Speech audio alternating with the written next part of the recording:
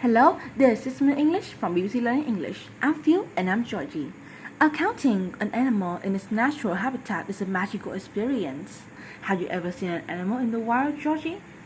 Yes, I have actually. I was on a walk and we saw a baby badger. It's on its own and was really cute.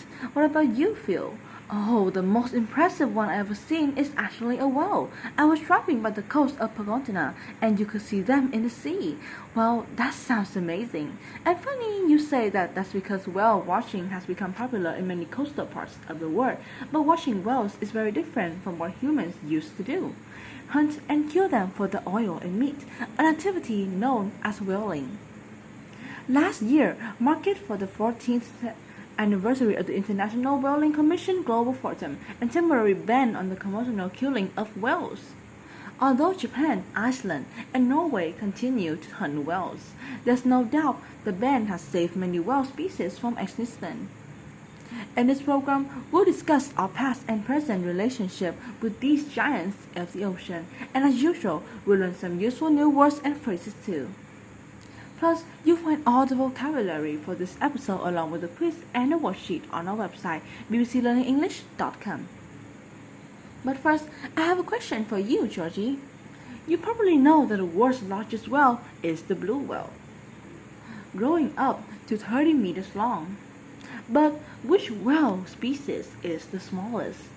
Is it A, the beluga whale, A, B, the Botica whale, or C, the Pygmy right whale? Well, Pygmy might make me think I'm wrong, so I'm going to go with the Pygmy right whale. Okay, moving on about this later in the program. Humans have hunted whales for at least 1,000 years, starting with small groups of hunters in slow-moving wooden boats. Catching whales like this was often unsuccessful, especially big whales like blue or humpback whales, which can swim up to 30 kilometers per hour. But all that changes in the late 80s, as Jane Pierce, the South Georgia Heritage Trust, explained to the BBC Radio 4 program Rare Earth. Something happens in Norway in the late 18s. A chap called Stephen Thorne, who was a whaler, he invented what we know now as the splendor harpoon. That was the turning point for the whale. The whale couldn't stand a chance. In the 1870s, the chap, that's an important word for a man called Stephen Thorne, invented the exploding hammer, a weapon for killing whales. This was a turning point. A phrase, the turning point, means a time when a situation starts to change, especially in a positive way, although sadly not in this case. After this, the whales didn't stand a chance, meaning they had no chance of successfully avoiding the hunters. Horn's explosion harpoon added to the invention of faster steam powered boats. It increased whaling massively throughout the 20th century, to the point where over 3 million whales have been killed. And many species faced extinction. By the 1870s, there were only a few great whales left, and the environmental groups like Greenpeace started to Save the Whales campaign to make people aware of desperation in whale populations and the cruelty of whaling. It became popular to listen to the song of the whale, recordings of whales communicating at sea, which sounds something like this.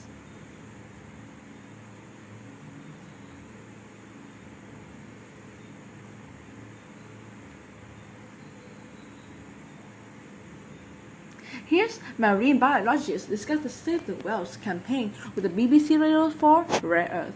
People start thinking about whales in different ways, and then we have to give up the shout-out activities group, like Greenpeace, who put their riverboats. They put the zodiac signs between the Soviet hunting vessels and the sperm whales. And they are very good at media. Joan gives shout-out to Greenpeace advocates for protecting whales. This means shout-out for someone means to praise them in public. Videos and photos taken by Greenpeace change public opinion about whaling. Joey says Greenpeace were good at media, meaning they are skillfully used media outlets like TV and newspaper to convey the message to the public. Many whale species are still endangered, and all whales still face danger from ocean acidification and plastic pollution. But the moratorium, that means temporary suspension on hunting them for the last 14 years, and hopefully will help protect the whales for decades more. Okay, Phil, isn't it time to review the answer to the question? Okay, I asked you which of the smallest pieces of whale, and you answered about the Pashimi right well, didn't I? You did. Unfortunately, the answer is actually the vaquita whale, which is about 1.5 meters long. Oh, so cute! Okay, let's recap the rest of the vocabulary we've learned. A chap is an informal word for a man. A turning point is when a situation starts to change, especially for the better. If someone doesn't stand a chance, they have no chance of success. To give shout out to someone means to publicly raise them.